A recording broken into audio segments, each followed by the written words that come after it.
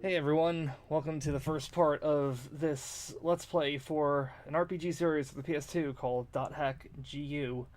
Um, okay, so there's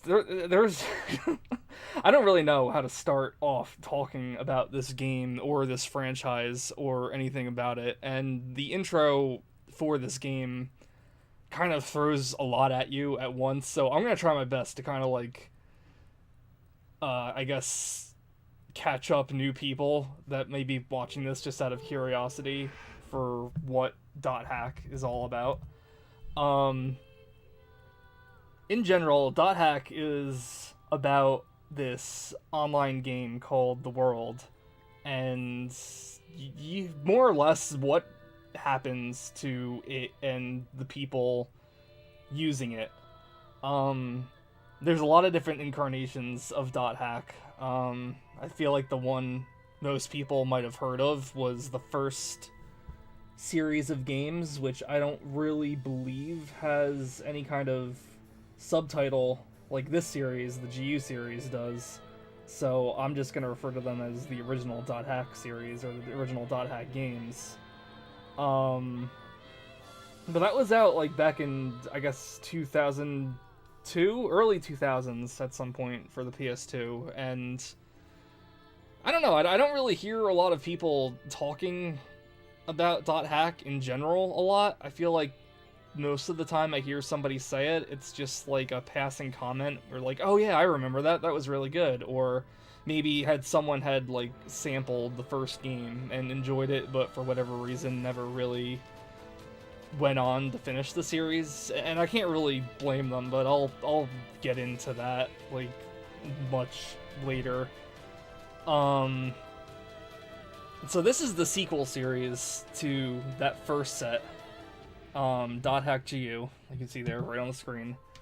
Um, it features a completely new version of that online game, The World, and um, when I said before, there's a lot of incarnations about Dot Hack. What I mean is, like the first generation had those PS2 games, the original ones, and then it had an anime series called Dot Hack Sign that had taken place before the games, and you didn't really need to watch the anime series to understand what was happening in the games, but it kind of helped with like world building and stuff, I guess you could say. So the GU generation kind of all involves retelling this story that's in the games. A couple of pieces, a couple of different things do, different whatever, but mostly it's just like, I don't know. I guess it's debatable, but I would consider the GU PlayStation 2 games just as the main thing in this generation of dot hack projects. If that makes any sense at all.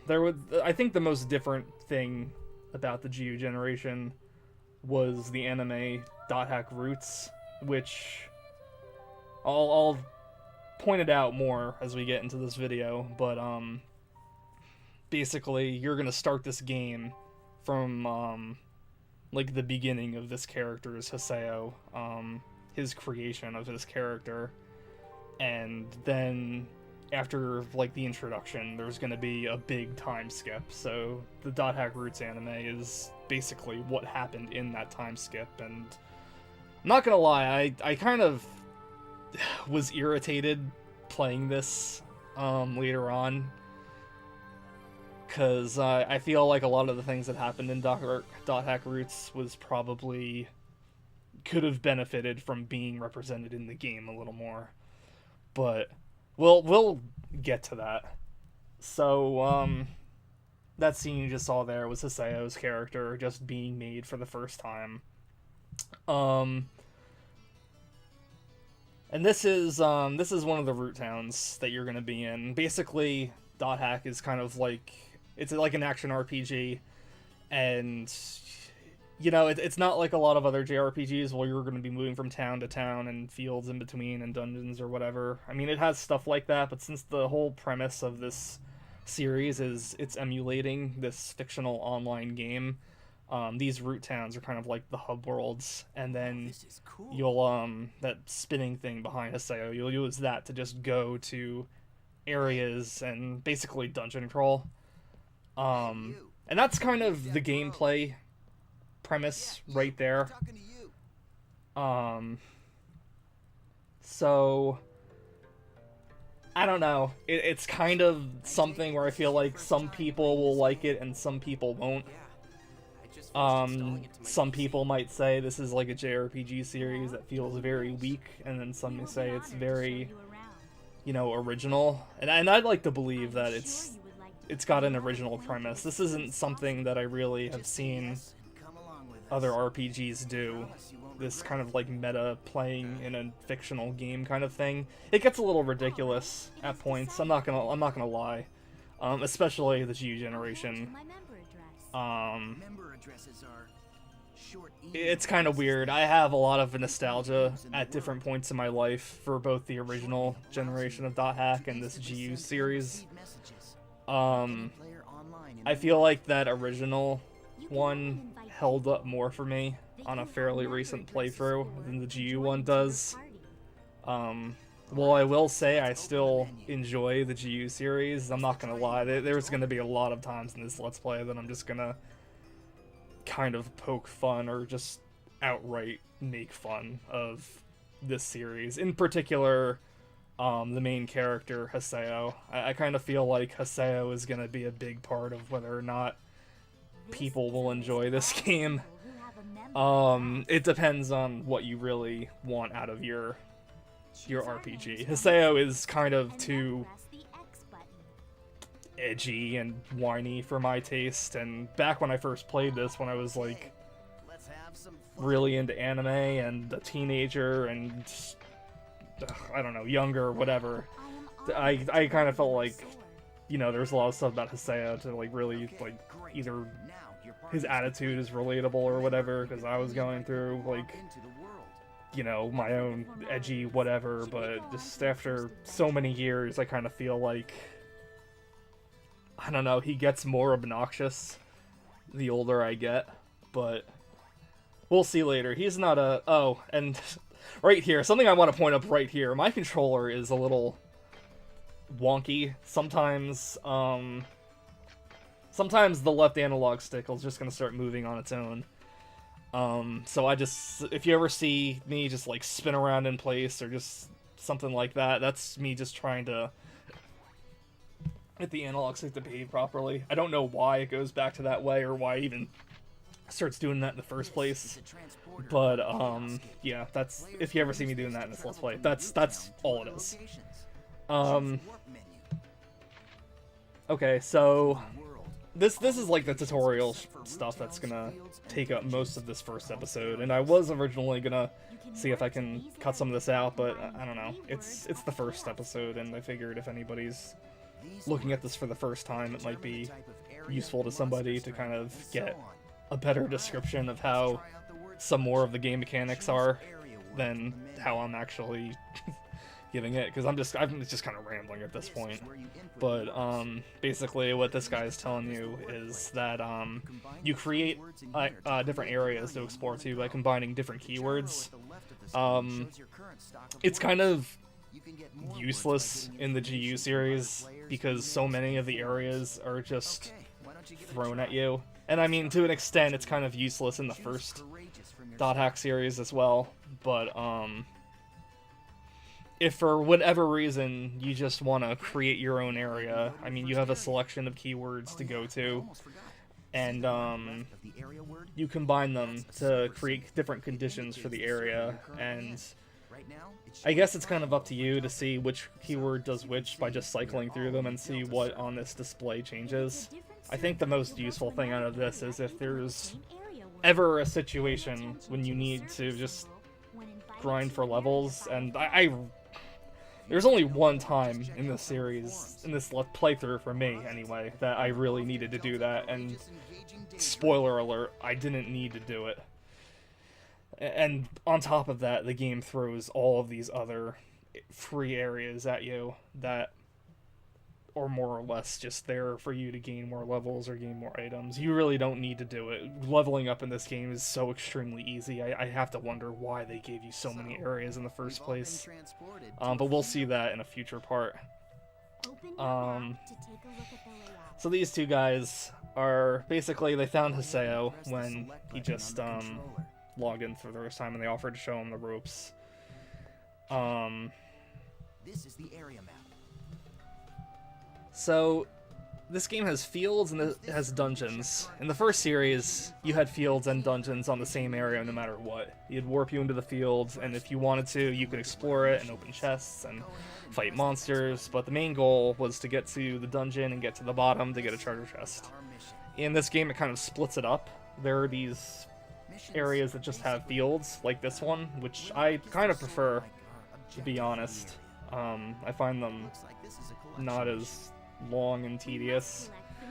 And then there's dungeons, and those are kind of acted the same way as they did in the first series, where you'll just try to get to the bottom and get to the chests, and you know, if you want to choose to explore the entire dungeon along the way and fight as many monsters as you can and get as many treasure chests as you can, or if you wanted to, you can use an item to lay the whole map out for you and just make a beeline for the chest. You can do that too. One of the concepts for the world that isn't really emphasized in the GU series, but was in the first series, was that you can play the world any way you want to. It's an online MMO, but you know, there were people that just wanted to enjoy like the scenery, enjoy the socializing. It wasn't always about like, you know, playing the game, as ridiculous as that sounds. And it's, I don't know, it's something I agreed with because the first series was very, in my opinion, atmospheric. This one isn't quite as atmospheric. The field here is probably as peaceful and nice as the game is gonna get, but I'm kind of not a fan of a lot of the different areas in this game, mostly because there's so like few, especially in comparison to the first one. Like in this particular installment of GU, this field is like the only field type. There might be like sunset versions and rainy versions or cloudy versions, but this same terrain and everything, that's all you're getting for the field. And dungeons, there's like this cave system and like an old like Japanese mansion kind of system, and that's it. So it gets like visually it gets super repetitive, and that's something I'm not a huge fan of. Like granted, in the first series you it may get repetitive too, but I feel like there was a lot more variety in it. But anyway, so this drove me crazy when I was playing it, just having like windows upon windows popping up telling me what to do. Even though I haven't played this game in like 5 years, you know, I still felt like I picked it up pretty quickly. They're just letting you get used to the battle system and everything. This game's experience system is the same as the first one, where it's 1,000 experience points to level up no matter what level you're at, and depending on the level you're at, you're gonna get a different amount of them. So like Haseo there just got 300, and then your two people here, Iyuten and Asta, they got hardly anything at all because they're level 10 players in a level 1 field. Haseo just started out, so he's gonna get a lot of them. And experience isn't like split up or anything. You can form a party of up to 3 people, and it's usually a good idea to take 3 people no matter what. Just because it's, I don't know, from like a gameplay perspective, it's like pointless to just even try to, you know, like I said, there's no point to like, the experience doesn't get split up, so, you know, take 3 people if you can. There are some points in the game where it won't let you, and that just kind of like drives me crazy.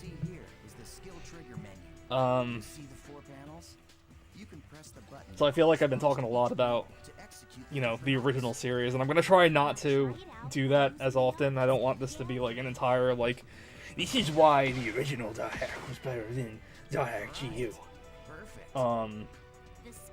But this is one thing I think is cool about this game is the skill trigger. In the first series, your list of abilities are all in menus, and a lot of the game is menu navigating. So they kind of made shortcuts here to the different face buttons on the PS2 controller. Whenever you press the R1 button, so you can assign the different skills you get to that just for like quick access to them. Skills come in like two different uses, which you'll see here. The first is like just using the skill regularly, but when the enemy is flashing purple like that, you can do this Rengeki attack, and it's basically like a powered up skill. It'll move slower and it'll hit harder, so it's kind of just feels a little more dramatic than just using a normal skill would. And Rengeki attacks also get you bonus experience at the end of the battle, which is like another reason why experience points are it's so easy to level up in this game. And yeah, you have these different ways of attacking too. Right now we have our twin blades here. You can just do a series of combo attacks, and each weapon in this game, and this is another thing I like, has this like finishing thing to it, I guess you could say. The current set of twin blades Haseo has now, it'll prompt you to mash the X button, because it's a little hard to see here, but a lot of the weapons in the series are kind of like chainsaw-like weapons, so I guess the idea is like you mash X, so like each part of the blade is like either like vibrating or moving to like inflict more damage. There's also ones where you at the end of a combo you'll hold the X button to do a variety of different things. And you can also just hold the X button for a charge attack immediately. So that's fun. Skills in this game are different from the original series too. In the original series, all of your skills were attached to your equipment, so equipment was kind of like a bigger deal, because in addition to considering your stats, you'll also want to consider what skills you have. Skills in this game are mostly attached to you like permanently, and you'll learn more skills by using skills more often. That, or by using Rengeki attacks. I was never quite sure, since so many times you're using skills, it's going to be Rengeki attacks. I don't feel like it's, you know, that big of a deal. You'll gain skills the more you use them in general anyway. But, it might be a little off-putting, because Haseo's just going to have this one skill for a while before he gets his next one. I think by the end of this game, I have 3 skills on the Twin Blade. I'm not sure if that's as many as you can get in this volume or not, but yeah. All right, I'm gonna stop talking about stuff so much right now, because there's cutscenes are coming up, and I guess this is where the actual story first begins. Alright, so let's see this. This is that statue that you would find at the bottom of the dungeons. You also find it in the fields if you get the these like treasures you find around. You have to get like 3 of them for this area to open up anyway. This is a statue of Volset, the god of law. We just call it the Beast statue. But I think in the game's story, it's supposed to be an important god or something. See that treasure box? That's the offering to the Beast statue. There's a rare item inside of that you can only get in this area. Well, that's a lie. Go ahead and open it, It's usually a stronger item. It's like a fair reward most of the time. You need all the help you can get. Noob. It's so cringy how many times they say noob in the beginning of this game. It's always weird hearing like an online term used out loud. Thanks. Uh-oh. The The items in the treasure chest are your rewards. Yes, and our reward is you. I love taking out these pathetic noobs. Oh man, It's really quite so fun. cheesy. Face it, an idiot like you isn't qualified to play this game. Hey, hold on. I thought you said I could kill this one. Don't you remember? After all, Holy crap, man. my reward. That's a huge sword. Yeah, so the weapons in this game can get a little super ridiculous.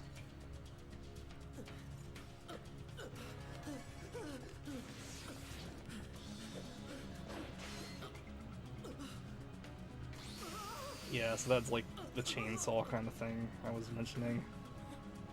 As ridiculous as they are, I think like the idea of like a chainsaw weapon is super fun and cool. Nice try, dear.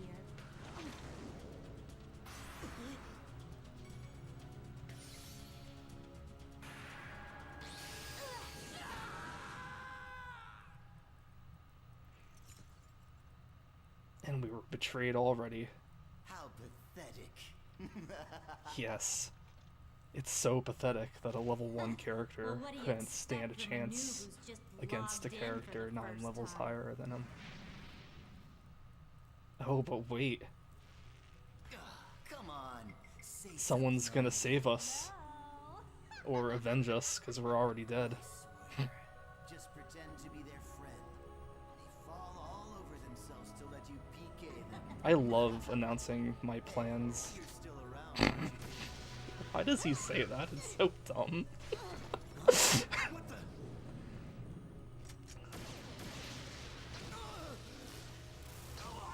Oh, the double shot in the air. That was nice.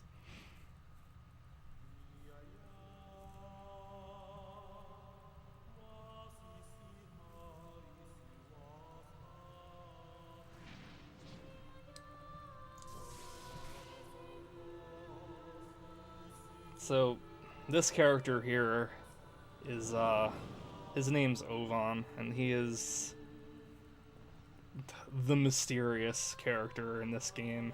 The series has a lot of anime tropes in it, as I'll explain later on, but what it's not going to show you is that he's going to be your mentor or father figure or whatever for